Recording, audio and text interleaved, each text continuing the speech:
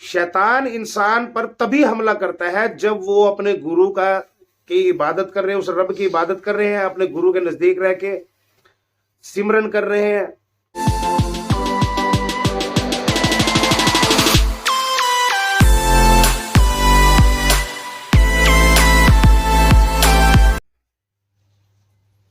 नमस्कार दोस्तों, गुरु शरणम। तो आइए दोस्तों, आज हम बात करेंगे कि किस इंसान पर जो शैतान है वो कैसे हावी होता है और क्यों होता है और शैतान क्या करता है। अब जो लोग सूफी के हिसाब से चल रहे हैं, सूफियत के, उसमें क्या होता है, मुर्शद और मुरीद का इश्क।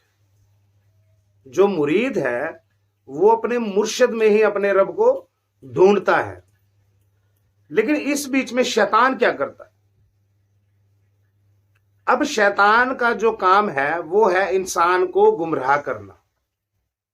लेकिन शैतान कब इंसान को गुमराह करेगा? शैतान जो है वो इंसान को तभी गुमराह कर पाएगा जब मुरीद अपने मुर्शद से अलग हो जाए।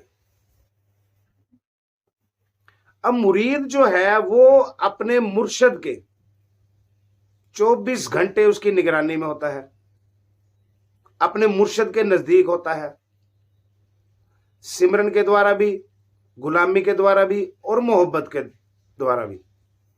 लेकिन इस बीच में शैतान को उस मुरीद को गुमराह करना मुश्किल हो जाता है। लेकिन फिर शैतान जो है वो हार मानने वाला नहीं है, वो हार नहीं मानता। अगर इंसान का यानी कि मुरीद का अगर मुर्शिद है तो शैतान का भी मुर्शिद है।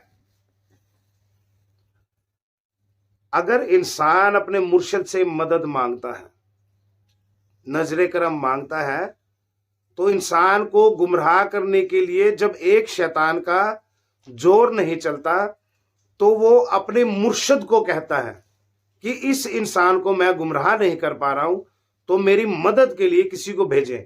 फिर जो शैतान है उनकी संख्या जो है वो बढ़ जाती है।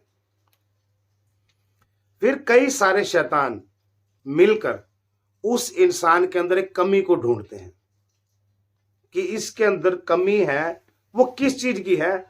अगर इंसान के अंदर कोई भी कमी पाई जाती है तो एक शैतान दूसरे शैतान यानी कि अपने ही सर्कल में रहने वाले अपने एक दोस्त को एक मैसेज भेजता है जो इंसान के अंदर से ही जाते हैं कि ये जो चीज है, ये इसकी कमजोरी है, सब मिलकर इसी पर अटैक करो, तब हम इसको इसके मुर्शिद से अलग कर सकते हैं, फिर हमारा काम जो है वो आसान हो जाएगा। अब जो मुरीद है अब वो मुर्शिद की निगरानी में है। फिर जब शैतान मिलके उसके अंदर ही उसके तत्वों पर हमला करते हैं, अटैक करते हैं, तो एक तत्व कोई भी वो देख लेंगे जहां उसके अटैक करना हो, जहां वो कमजोर साबित हो जाए, चाहे वो गुस्सा हो, चाहे वो किसी से जलन हो, चाहे पैसों की लालचा हो, चाहे कुछ भी हो। मतलब कोई भी अगर इंसान के अंदर, मुरीद के अंदर कमी होगी तो उस चीज पर वो शैतान जो है वो अपना अटैक कर देंगे। अब शैतान जो है, शैतान तब उस इंसान पे अटैक करता है जब उसे गुमराह करना हो, लेकिन वो इंसान गुमराह नहीं हो पा रहा। क्यों नहीं हो पा रहा? क्योंकि वो अपने मुर्शिद की निगरानी में है। अब उसी इंसान का शैतान ने नुकसान करना है, लेकिन शैतान उसी इंसान पर हमला करते हैं जिसका उन्होंने नुकसान जो है वो एक बड़े लेवल पर करना हो। छोटे मोटे नुकसान तो इंसान खुद ही कर लेता है अपने, किसी लालच में आके, किसी से जलन रख लेना, किसी से नफरत कर लेना, किसी का हक दबा जाना। तो ये छोटे मोटे जो नुकसान है ये इंसान खुद ही अपने कर लेता है। लेकिन शैतान को जब जरूरत पड़ती है, क्योंकि शैतान ने रब से वादा किया था कि हम इंसानों को गुमराह करेंगे। अब इंसान है, सारा दिन कोई जॉब कर रहा है, तो उस वक्त जब बंदा अपनी जॉब कर रहा है तो शैतान उस पर हमला नहीं करेगा, क्योंकि उसे पता है कि ये नौकरी कर रहा है, पैसों के लिए कर रहा है, ये जो पैसा है ये अपनी अय्याशी पे खर्च करेगा, कोई उल्टे सीधे काम भी करेगा, कुछ अच्छे भी करेगा, तो हमें इसको छेड़ने की जरूरत नहीं है। शैतान इंसान पर तभी हमला करता है जब वो अपने गुरु की इबादत कर रहे हैं, उस रब की इबादत कर रहे हैं, अपने गुरु के नजदीक रह के सिमरन कर रहे हैं या कोई भक्ति कर रहे हैं। उस वक्त शैतान को ये लगता है कि ये रब की राह पर चलेगा और हमें इसका नुकसान करना है, इसको रब के रास्ते पर नहीं जाने देना। तब शैतान जो है वो इंसान का एक बड़ा नुकसान सोचता है कि छोटे मोटे नुकसान तो ये अपने खुद ही कर रहा है, लेकिन इसका बड़ा नुकसान जो है वो ऐसे कर दिया जाए कि इसका रब की तरफ से मुंह ही मुड़ जाए, यानी रब के खिलाफ हो जाए ये बंदा। तब वो क्या करते हैं, सबसे पहले वो उस इंसान को उसके मुर्शिद से अलग करते हैं। अब मुर्शिद से अलग करने के उनके जो पैतरे होते हैं, उनके दाव पेच जो होते हैं, वो अलग अलग तरह के होते हैं। वो मुरीद और मुर्शिद के बीच में आपस में नफरत पैदा करते हैं। अब वो नफरत कैसी होती है? अब वो नफरत ऐसी होती है कि मुर्शिद ने, उसके गुरु ने अपने मुरीद को किसी काम के लिए मना किया हुआ है कि ये काम जो है इससे दूर रहना है, तो शैतान उसी चीज को बार बार उससे करवाएंगे। जब वो इंसान बार बार उसी चीज को करता रहेगा तो हार के एक दिन उसका मुर्शिद जो है वो उससे नाराज हो जाएगा।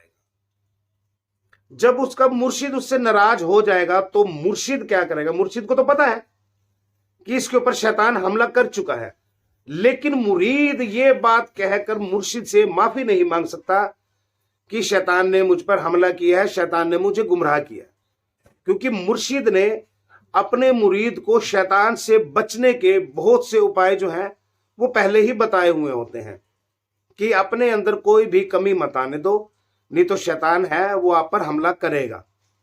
अगर इंसान उस कमी को दूर नहीं कर रहा तो शैतान जो है उसी कमी को पकड़कर उसके ऊपर हमला करेंगे, वही गलती उससे बार बार करवाएंगे।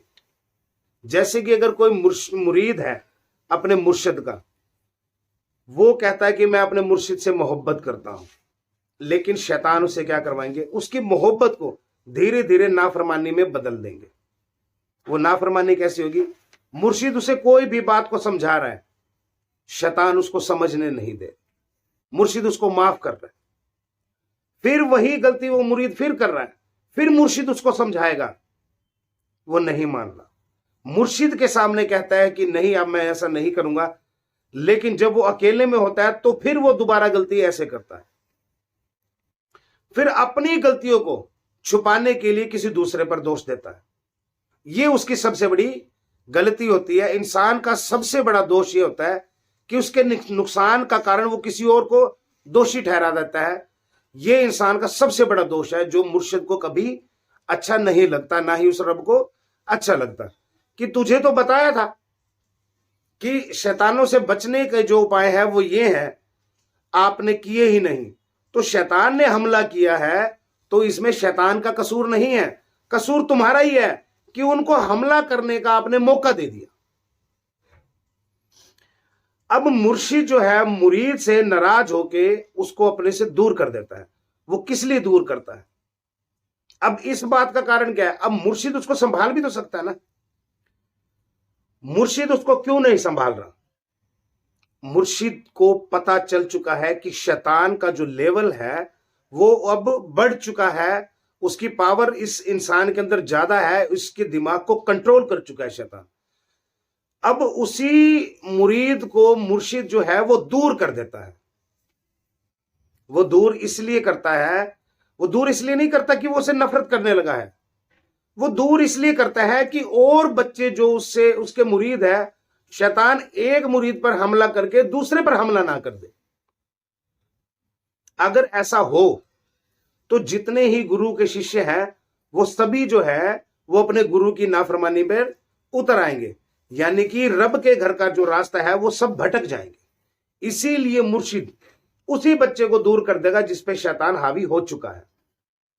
अब मुरीद जो है, मुरीद के दिमाग में फिर शैतान क्या बात डालते हैं कि तू तो सही था, तेरा मुर्शिद ही गलत था, उसके फैसले जो है वो गलत थे, तू सही है। फिर मुरीद को लगता है कि मैं सही हूं, मेरा मुर्शिद गलत है, मैं सही हूं, मेरा मुर्शिद गलत है। लेकिन वो फैसले नहीं कर सकता, इसके फैसले रब के हाथ में होते हैं। मुर्शिद जो है वो अपने रब के हुक्म से उस फैसले को लेता है जब अपने मुरीद को अपने से दूर करता है। तब शैतान उससे बार बार ऐसा गुनाह करवाते हैं जो मुर्शिद को नापसंद हो, उससे वही गुनाह करवाएंगे। जब इंसान वो गुनाह कर देगा तो मुर्शिद उसे अपने से दूर कर देगा। यह शैतान का सबसे बड़ा टारगेट है कि मुरीद को उसके मुर्शिद से अलग कर दो। उसके बाद जो मुरीद है उसको गुमराह करना आसान है। उसके बाद एक बड़े नुकसान के लिए एक बड़ा प्लान किया जाता है शैतान की तरफ से। अब जिस कमी के कारण शैतानों ने उस पर हमला किया, जो इंसान के अंदर कमी है, वही कमी उसके मुर्शिद को उससे दूर लेकर गई। वही कमी फिर वो दुनिया में करेगा। जब वो दुनिया में करेगा तो उसे भारी नुकसान उठाना पड़ेगा। अब वो जो नुकसान है, ये नहीं है कि मुरीद को अकेले ही उठाना पड़ेगा। ये नुकसान बहुत से लोगों को उठाना पड़ सकता है जो उसके सर्कल में होंगे, जिसके साथ उसका तालमेल ज्यादा होगा, जिसके साथ उसका मिलना जुलना ज्यादा होगा, जो उससे प्यार करता रहेगा, उसका जो शैतान है वो नुकसान करता रहेगा।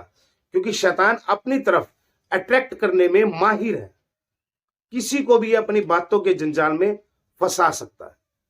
मुर्शिद को ये लगेगा कि मैंने इस बच्चे को दूर कर दिया, मुर्शिद सोचेगा कि इसको संभालना है, लेकिन फिर वो कहीं ना कहीं ऐसी कमी देख लेता है कि वो कहता है कि नहीं, अब मुरीद दूर रहे तो ही अच्छा है।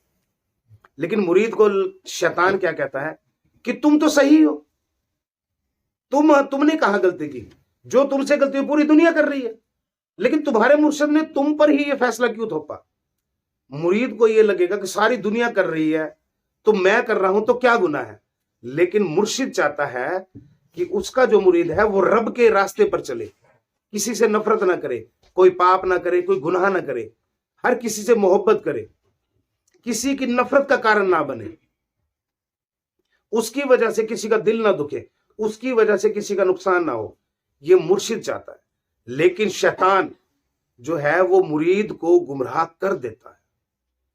सबसे पहले उसको उसके मुर्शिद से अलग करेगा, ऐसे गुनाह करवाएगा जिससे उसका मुर्शिद नाराज हो जाए। और यकीन मानो, जिसका गुरु रूठ गया उसको रब मिलना नामुमकिन, चाहे वो फिर कहीं भी भटक ले, कहीं भी चला जाए, चाहे फिर वो सारी रात जागता रहे रब की इबादत में, रब ने उससे मुंह मोड़ लिया क्योंकि मुर्शिद उससे नाराज हो। क्योंकि जब गुरु रूठ जाता है तो रब को मनाना जो है वो बहुत ही कठिन तो क्या, ऐसे लगा लो कि रब का जो मानना है वो नामुमकिन हो जाता है। अगर गुरु को मना लिया तो रब मान जाएगा, गुरु रूठ गया तो रब नहीं मना सकते, रब को आप नहीं मना सकते। तो ध्यान रहे, अपने मुर्शिद की नाफरमानी कभी मत करें। जो मुर्शिद सिखाता है, जो तुमको चाहता है ईश्वर के राह पर चलना, उसी मार्ग पर चलते रहें। इससे आपका भविष्य जो है वो बेहतर होगा। आपकी जो पर्सनैलिटी है, इस दुनिया में जो छवि है वो बेहतर होती जाएगी। लोग आपको एक अच्छा इंसान समझने लग जाएंगे। नहीं तो शैतान जो है वो आपसे ऐसे ऐसे गुनाह करवाएगा कि आपसे जो जुड़े हुए लोग हैं वो ही आपसे नफरत कर बैठेंगे।